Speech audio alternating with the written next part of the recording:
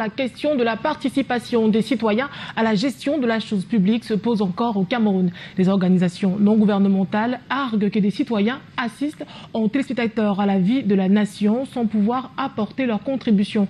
Cette organisation propose néanmoins des solutions pour renverser la donne. Voyons cela avec Michael Chipio et Thierry Nana.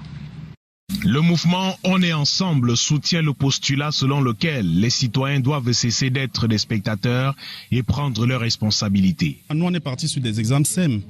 Il est inadmissible aujourd'hui qu'on soit en train d'avoir un service public, par exemple, du routier dans un quartier où on veut créer un boulevard, où les populations ne savent même pas qui fait le projet, ils ne savent même pas qu'est-ce qui est prévu dans le projet. C'est pour ça qu'après on se retrouve sur ce que je peux appeler des surprises dans la population. Parce que quand on les casse, c'est en ce moment qu'ils découvrent l'impact qu'ils devaient avoir sur ces projets pour eux. C'est pour permettre aux populations de pouvoir, de manière vraiment significative aujourd'hui, apporter leur voix, ou bien pas seulement de parler, mais d'être activement présent sur le terrain déjà pour non seulement faire le contrôle citoyen, mais aussi pour permettre à interpeller les décideurs. La question se pose avec beaucoup plus d'acuité lorsqu'il s'agit des femmes.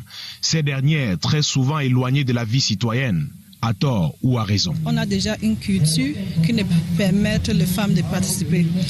Souvent, quand une femme veut participer dans les procès citoyens, on dit que tu es une femme.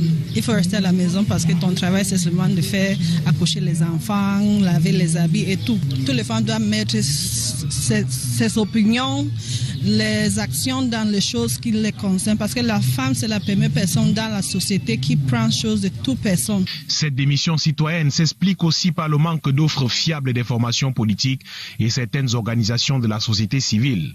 Cela peut d'une part s'expliquer par les motivations des acteurs, mais aussi d'autre part, peut-être par l'incapacité, n'est-ce pas, des mobilisations associatives qui existent déjà à pouvoir fédérer, à pouvoir vendre leurs projets pour susciter l'adhésion du plus grand nombre. Le plaidoyer pour une participation active des citoyens réunis de nombreux acteurs de la société civile à Douala pendant 2 jours.